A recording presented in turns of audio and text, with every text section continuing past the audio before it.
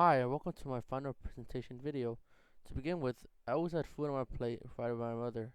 To me, she was a great cook. I would ask her how she did each dish because I wanted to learn from her. One in particular was a special one called fettuccine alfredo that she made for me when I was younger and still to this day. Therefore, my topic to master is cooking. This is actually a life goal of mine to be a decent cook. Skills I hope to learn from this research is independence, portion control, and analyzing.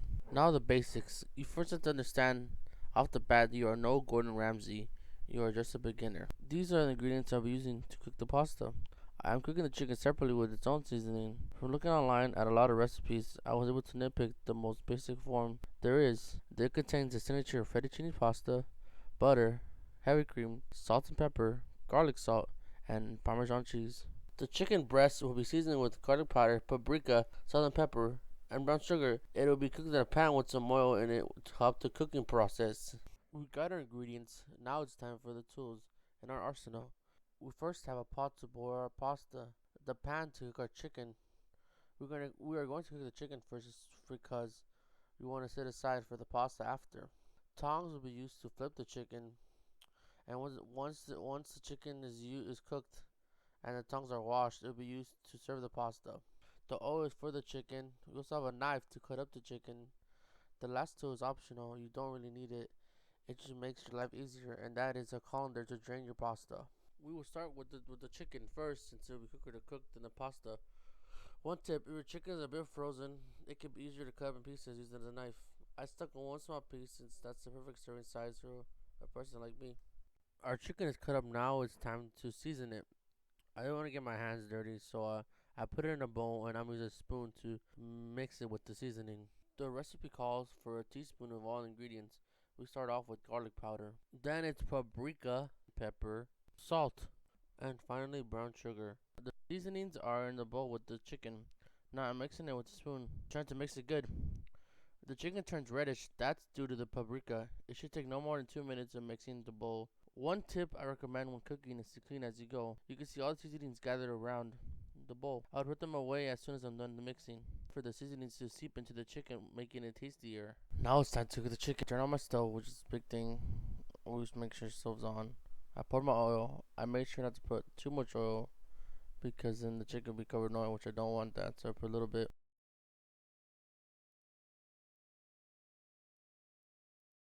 And one trick I did was that I would move the pan around like in a circular motion to make sure all the whole pan was filled with oil, because I want everything to be greased up and ready for the chicken.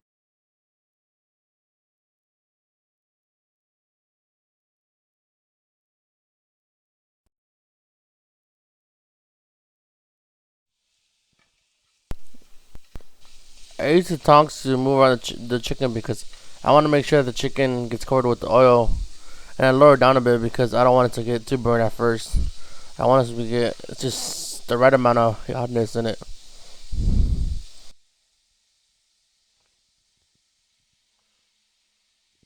While the chicken is cooking, I'll put water to boil. Do not put in dried pasta in yet. Wait till the water is actually boiling. I made that mistake a couple of times. It will take about 8 to 10 minutes for the water to actually boil, and that's when the pasta will go in. The water boiling now, it's time to toss in the pasta. Before I toss it in, I used to break the pasta in half. However, I heard that you're not supposed to do that because you're going to Italian tradition. So for this time I didn't. And it also allows for longer noodles, which tastes better and allows to wrap around your fork. So some time has passed and you want to see if your pasta's ready. How would you know? The way I check is if it bends when the grab it with the tong, then it's good to go.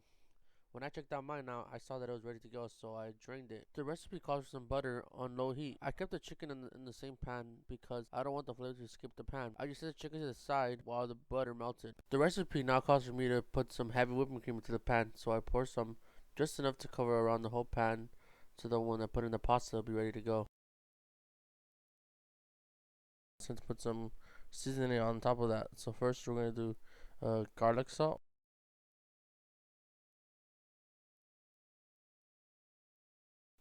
And then we're gonna move on to Parmesan after. I love Parmesan sauce, but more than needed. Even they're gonna put some on the pasta after it goes in, but Parmesan's really good flavor for it.